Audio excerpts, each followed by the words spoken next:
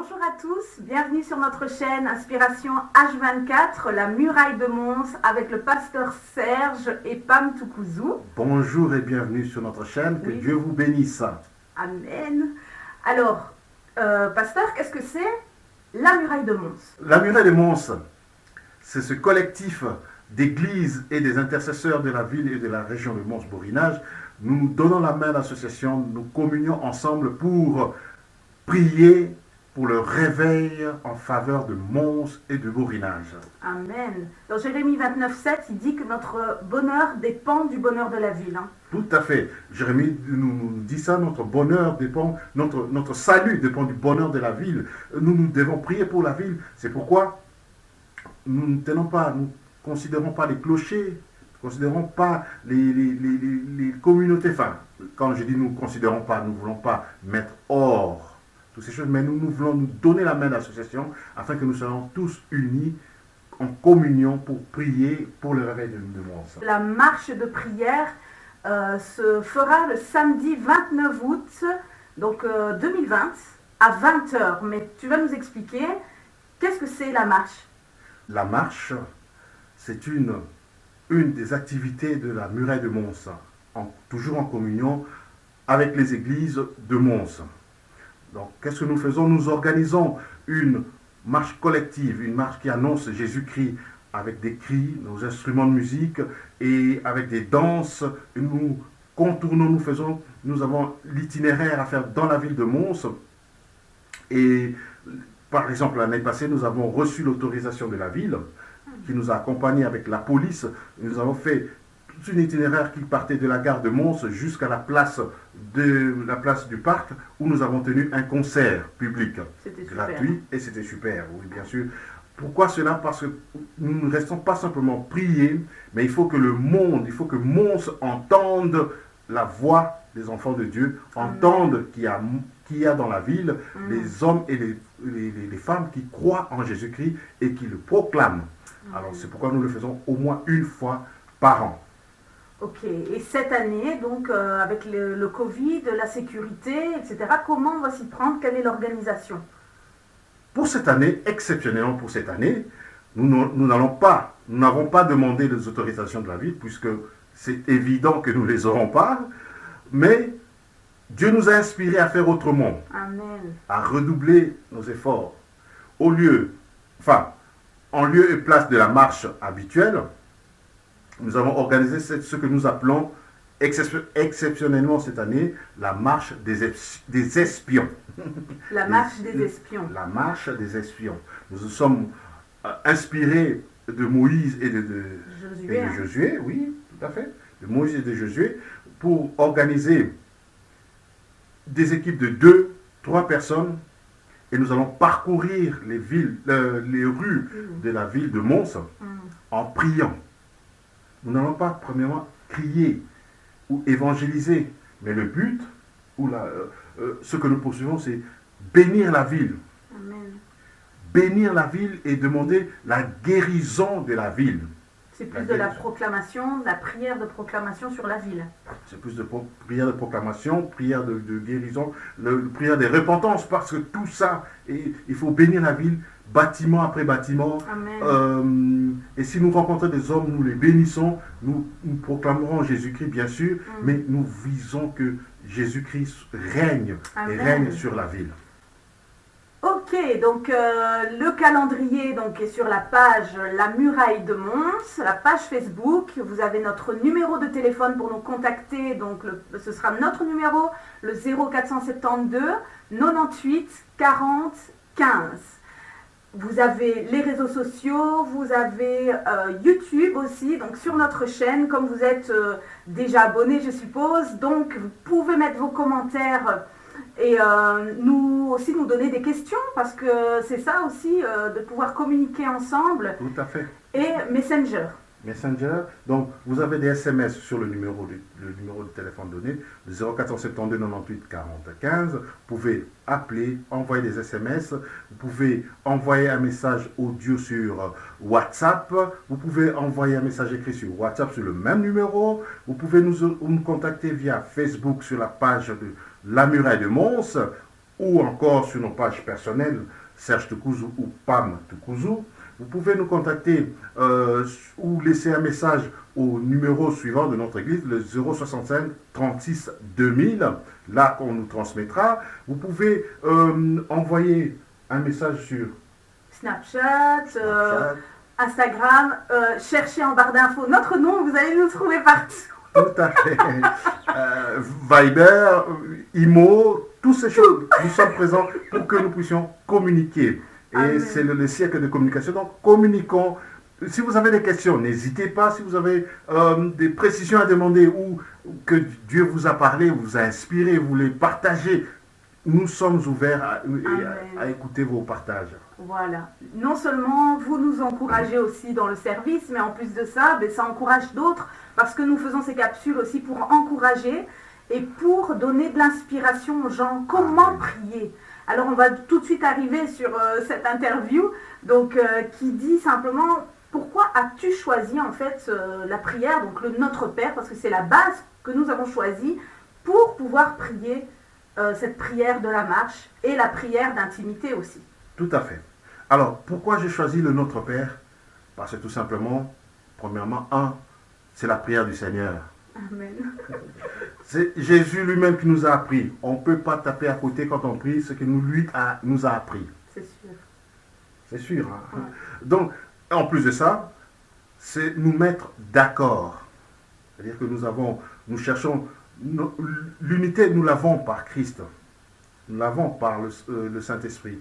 Mais nous cherchons simplement un point d'accord, un point où nous nous mettons d'accord. Alors, autour d'une prière, on peut se mettre d'accord que ce que le Seigneur lui-même nous a appris, donc le Notre Père. C'est pourquoi nous prions, nous allons marcher, nous allons prier toute cette semaine suivant le modèle du Notre Père. Voilà.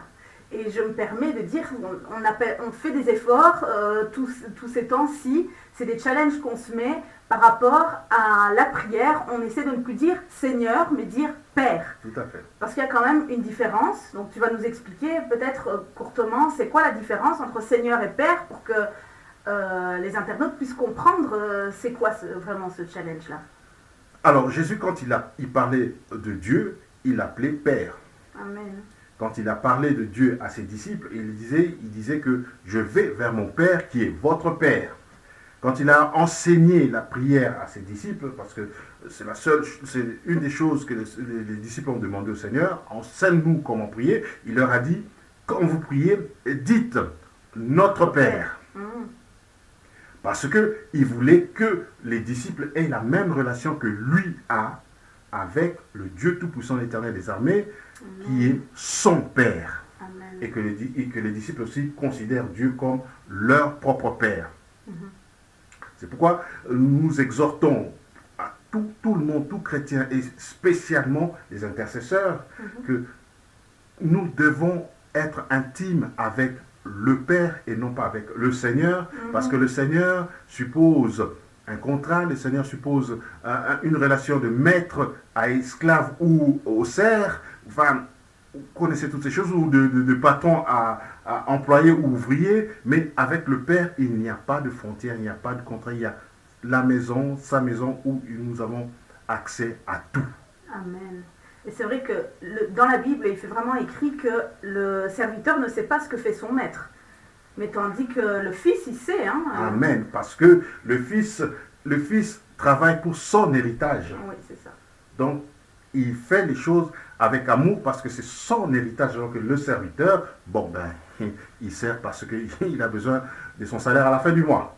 C'est sûr. La prière du Notre Père, c'est Matthieu 6 et Luc 11. Et Luc 11.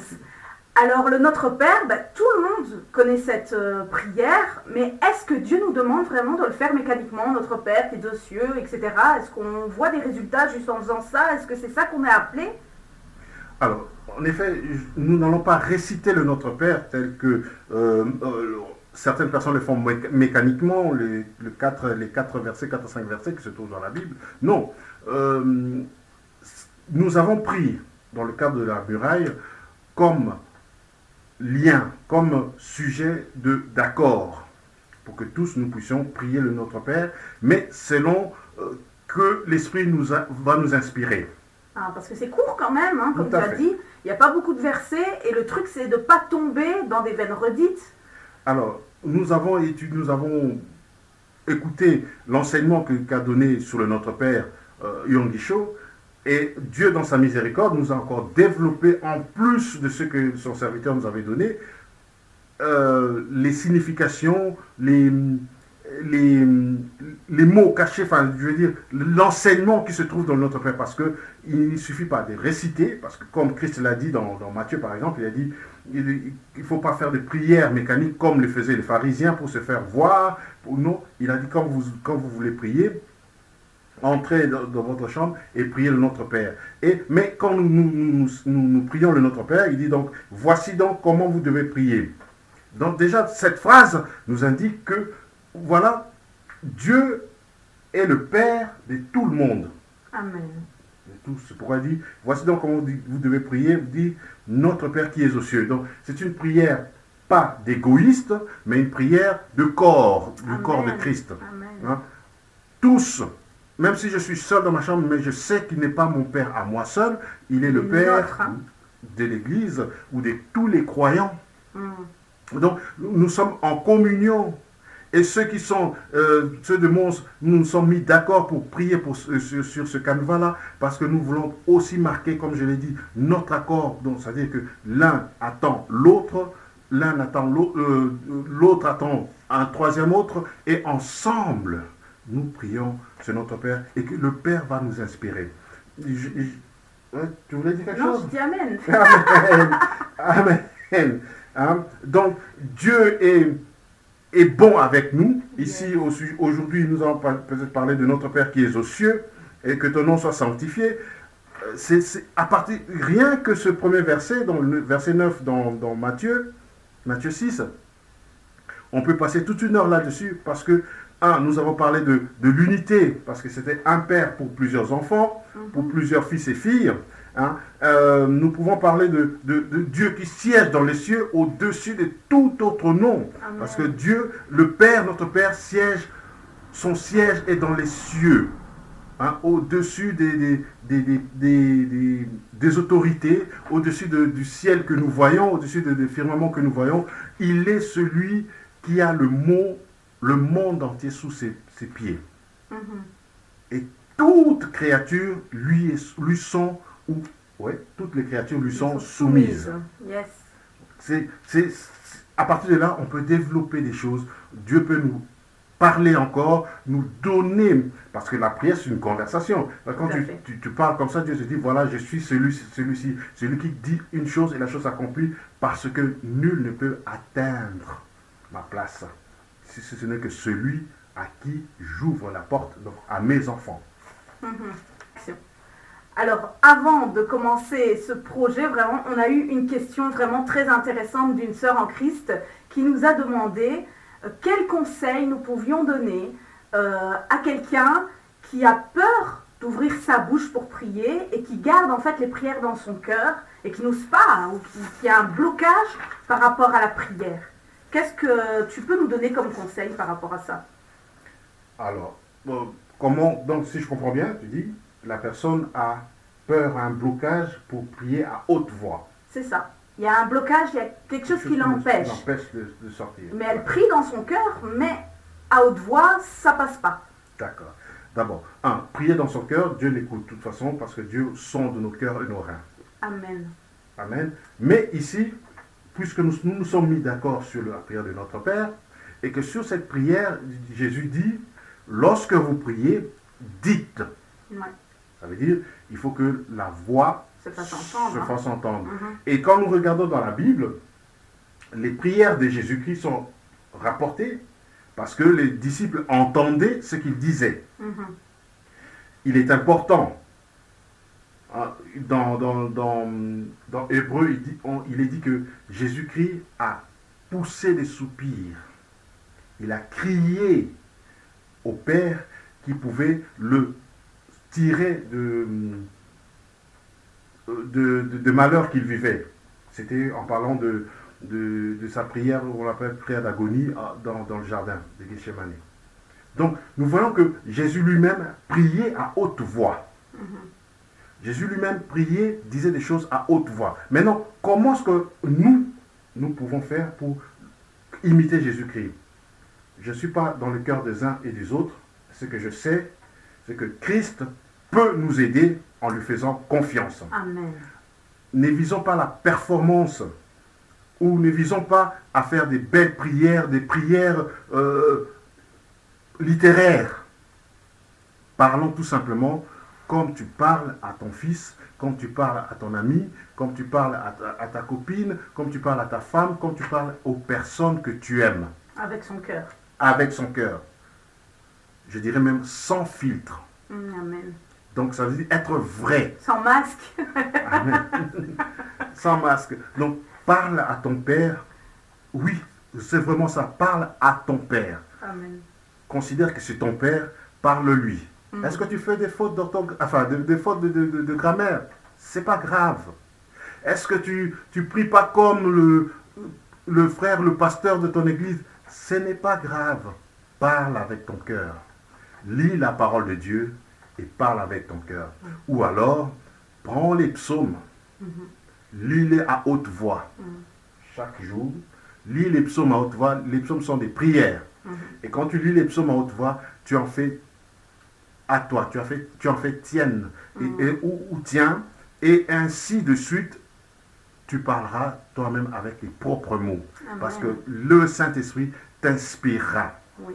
Ce qui est important, c'est de ne pas faire de comparaison avec les autres. Chacun en est soi-même et Dieu nous connaît parfaitement, donc on n'a pas de chichi à faire. C'est vraiment un papa extraordinaire. Tout à fait.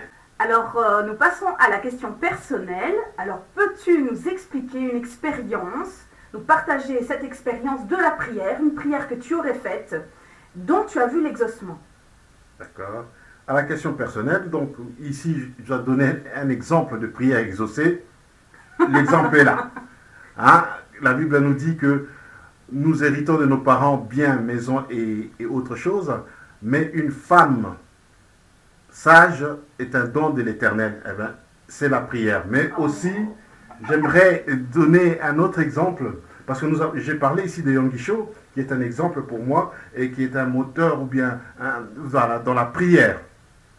Il a prié, j'ai écouté ce message où il a dit qu'il avait prié pour recevoir des choses. Il a été précis dans sa prière, et il voulait un vélo, je ne sais plus comment, un vélo américain, et de telle couleur, telle autre couleur. Nous aussi, nous avons fait une prière parce que je n'étais pas seul. Nous étions un groupe, nous commençons un groupe de louanges. Vous étiez étudiants. Nous étions étudiants, en effet, et nous voulons acheter une batterie. Et à la question de savoir quelle batterie tu veux, parce que c'est moi qui étais batteur, qui devrait être batteur. Et j'ai dit donc, je voudrais avoir une batterie bleue. C'est très précis. Très précis, une batterie bleue. Effectivement, si on avait de l'argent, on serait allé au magasin, on ferait une commande d'une batterie bleue. Mais comme nous étions étudiants et fauchés, nous devons nous contenter d'une batterie d'occasion. Alors, en priant, demander au Seigneur de donner une batterie, soit d'occasion, soit un cadeau. Mais ce jour-là, nous avons reçu un coup de fil d'un ami que nous connaissions et qui avait dans son garage une batterie qui traînait depuis bien longtemps et qui voulait s'en débarrasser. Et nous sommes allés voir, et il voulait nous la vendre en se débarrassant d'un prix modique. Nous sommes allés voir, et bien en ouvrant le garage, j'étais perplexe, j'attendais. On était déjà d'accord pour se cotiser et la payer. Et j'étais perplexe en attendant quand le garage s'est ouvert, et j'ai vu que c'était suspense hollywoodien, et bien c'était une batterie bleue. On s'est regardé, on avait l'argent et on a acheté cette batterie bleue. Wow. C'est parce que Dieu voulait ainsi. Et je vais vous dire que c'était ma première batterie. Je ne m'étais jamais assis derrière une batterie. Et Dieu a fait en sorte que j'apprenne dans les temps qui suivaient et j'ai eu la batterie à l'église. Et c'est une batterie bleue. J'ai été inspiré. Nous avons été inspirés parce que nous avons écouté les témoignages de prières exaucées de par son serviteur Yonggi-sho. Et maintenant que tu es en train de dire ça, je suis en train de penser, mais la bénédiction, elle a été jusqu'à la génération suivante, à nos enfants, parce que notre fils maintenant est batteur aussi. Donc c'est vraiment quand il y a une bénédiction sur toi, sur vous, il y a aussi la bénédiction qui devient exponentielle, qui s'étend maintenant même sur vos générations suivantes. Et c'est vraiment la bénédiction que nous recherchons pour la ville de Mons et pour chacun d'entre nous, chacun d'entre vous qui nous écoutez. Ça sera peut-être un sujet d'une autre émission, parce que Dieu, quand il donne les dons ou les talents ou les missions, il donne à l'homme et à la femme pour le transmettre à la génération suivante. Ce sera l'objet d'une autre émission, mais ici nous restons sur la prière que Dieu a exaucée. Amen. Et voici l'exemple. Ok, alors nous allons terminer l'émission. En tout cas, est-ce que tu peux soit prier ou soit nous donner un petit mot de fin en disant simplement aussi, en rappelant à nos auditeurs qu'il y a donc les contacts qu'on rappelle pour que vous n'oubliez pas de nous appeler, que vous n'oubliez pas de vous abonner et surtout nous contacter pour cet agenda, pour ce calendrier de prière. Donc n'oubliez pas que c'est 1 heure par personne, donc appelez et nous comme ça nous pouvons remplir cet agenda pour faire 24 heures et toute la semaine comme ça c'est bouclé au niveau de la prière et au moins la ville vraiment recevra la bénédiction. Amen. Alors un mot de la fin, nous voulons simplement résumer ce que nous avons dit ici au sujet de la prière, c'est que dans une conversation, puisque la prière est une conversation, un dialogue avec Dieu, les mots que nous utilisons pour appeler celui qui est notre interlocuteur sont très très importants. Le nom que nous utilisons est très important. Alors, si Christ nous a appris à prier le Père, c'est parce qu'il a voulu que nous puissions nous positionner en tant que fils dans cette conversation que nous allons avoir avec Dieu, notre Père. Et nous avons aussi choisi la prière du Notre Père pour nous unir, pour marquer notre accord, nous qui sommes des différentes communautés, peut-être des différentes cultures, mais nous avons la culture qui transcende toute la culture du ciel ou de Jésus-Christ qui nous a appris, qui nous l'a apprise plutôt. Alors, le Notre Père est non seulement une prière de position, nous sommes enfants de Dieu, une prière de communion, mais aussi Christ nous enseigne à savoir que celui à qui nous demandons n'est pas le Père fouettard, n'est pas le patron qui donne selon ce qui était convenu, mais il donne au-delà de toute espérance. C'est pourquoi aussi, donc aujourd'hui nous avons prié, nous avons parlé de voici donc comment vous devez prier, notre Père qui est aux cieux, que ton nom soit sanctifié. Amen. Amen. Au revoir.